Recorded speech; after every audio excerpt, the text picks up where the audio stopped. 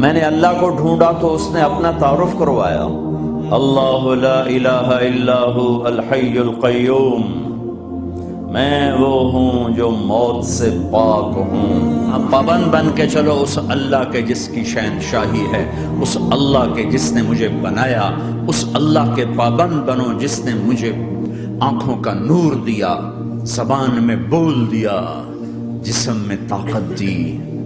عقل کو سمجھنے کے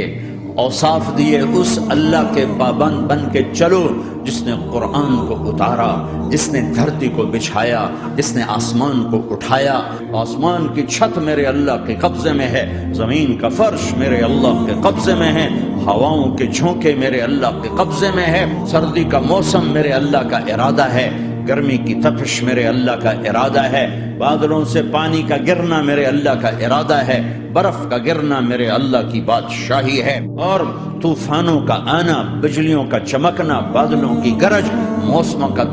تبدیل ہونا، درختوں کے پھل، پھلوں کے ذائقے، ذائقوں میں خوشبو، پھلوں میں مٹھاس، پھلوں کے اوپر کور، چھلکے۔ ایک انار ہی میرے رب کی قدرت کا شاہکار ہے، دانہ دانہ ذرا جوڑ کے دکھاؤ، پھر اس کو پردوں میں لپیٹ کے دکھاؤ، پھر اس کی پیکنگ کر کے دکھاؤ، پھر اس میں رنگ بھر کے دکھاؤ، پھر اس میں ذائقے بھر کے دکھاؤ، گائے کے تھن سے نکلتا دودھ دیکھو، ہرن کے نافے میں مشک اور سانپ کے منہ میں زہر اور مکھی کے منہ میں شہد، آدم کی ساری نسل کا مالک، 2 پاؤں پہ چلنے والوں پر بادشاہ، 4 پاؤں پہ چلنے والوں کا مالک، پانی کی مخلوق، ہوا کی مخلوق، زمین کی مخلوق، رینگنے والے، اڑنے والے، تیرنے والے، جھپٹنے والے، دھاڑنے والے، پھاڑنے والے، ڈسنے والے، سب پر میرے اللہ کی شہنشاہی ہے۔ للہ ملک السماوات والارض وما فیہن، لہ ما فی السماوات وما فی الارض وما بینہما وما تحت الثری